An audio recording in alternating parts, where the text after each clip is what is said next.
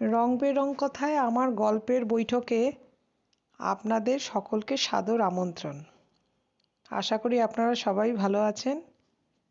এখন আমি পড়ে শোনাচ্ছি রবীন্দ্রনাথ ঠাকুরের উপন্যাস যোগাযোগ। আজ অষ্টম পর্ব। বাবার মৃত্যুর পর বিপ্রদাস দেখলে যে গাছে তাদের আশ্রয় তার শিকড় খেয়ে দিয়েছে পোকায়। বিষয় সম্পত্তি ঋণের চোরাবালির উপর দাঁড়িয়ে অল্প করে ডুবছে।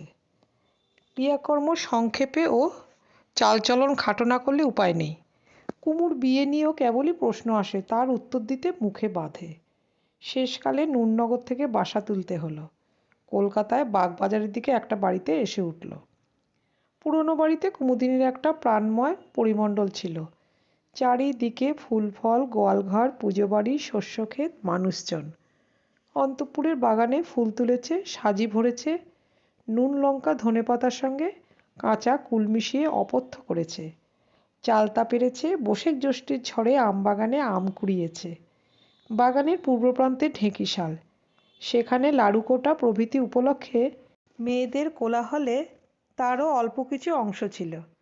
শ্যাওলায় সবুজ প্রাচীর দিয়ে ঘেরা খিড়কির পুকুর ঘন ছায়ায় স্নিগ্ধ, কোকিল, ঘুঘু, দোয়েল শ্যামার ডাকে মুখরিত। এইখানে প্রতিদিন সে জলে কেটেছে সাঁতার, নাল ফুল তুলেছে, ঘাটে বসে দেখেছে খেয়াল, আনমনে একা বসে করেছে পশম সেলাই।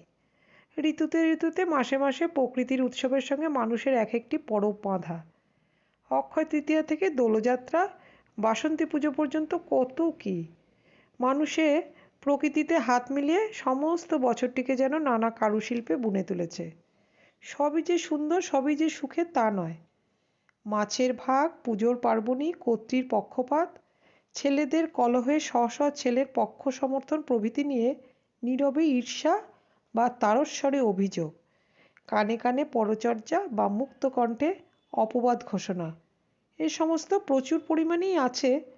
সবচেয়ে আছে নিত্যনৈমিত্তিক কাজের ব্যস্ততার ভিতরে ভিতরে নিয়ত একটা উদ্বেগ। কর্তা কখন কি করে বসেন, তার বৈঠকে কখন কি দুর্যোগ আরম্ভ হয়। যদি আরম্ভ হলো তবে দিনের পর দিন শান্তি নেই। কুমুদিনীর বুক দূর দূর করে। ঘরে লুকিয়ে মা কাঁদেন। ছেলেদের মুখ শুকনো। এই সমস্ত শুভে অশুভে, সুখে দুঃখে সর্বদা আন্দোলিত প্রকাণ্ড সংসার যাত্রা। এরই মধ্য থেকে কুমুদিনী এলো কলকাতায়। এ যেন মস্ত একটা সমুদ্র, কিন্তু কোথাও এক ফোঁটা পিপাসার জল। দেশে আকাশের বাতাসেরও একটা চেনা চেহারা ছিল। গ্রামের দিগন্তে কোথাও বা ঘন বন, কোথাও বা বালির চর, নদীর জলরেখা, মন্দিরের চূড়ো, শূন্য বিস্তৃত মাঠ, বুনো ঝাউয়ের ঝোপ, গুণটানা পথ, এরা নানা রেখায় নানা রগে বিচিত্র ঘের দিয়ে আকাশকে একটি বিশেষ আকাশ করে তুলেছিল। কুমুদিনীর আপন আকাশ। সূর্যের আলোও ছিল তেমনি বিশেষ আলো।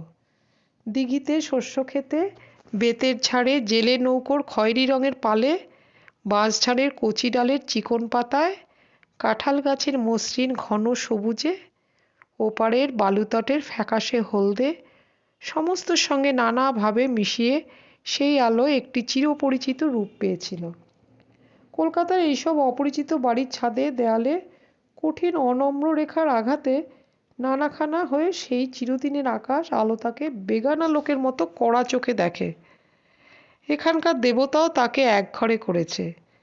বিপ্রদাস তাকে কেদারার কাছে টেনে নিয়ে বলে, কি কুমু, মন কেমন করছে? কুমুদিনী হেসে বলে, না দাদা, একটুও না। যাবি বোন মিউজিয়ম দেখতে? হ্যাঁ যাব।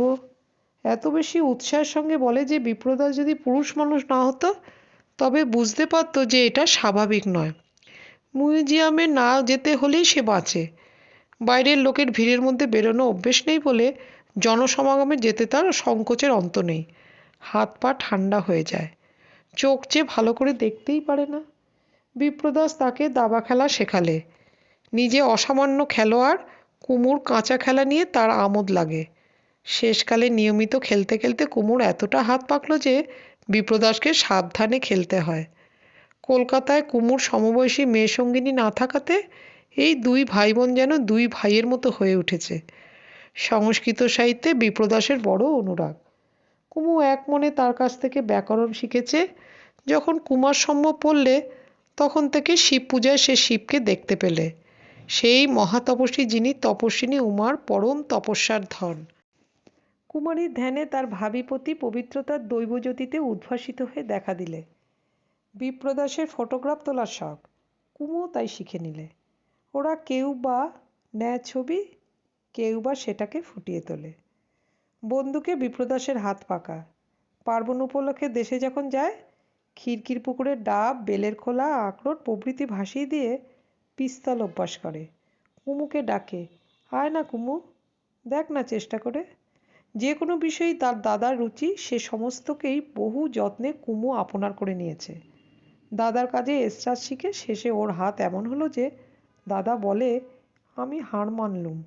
এমনি করে শিশুকাল থেকে যে দাদাকে ও সবচেয়ে বেশি ভক্তি করে, কলকাতায় এসে তাকেই সে সবচেয়ে কাছে পেলে।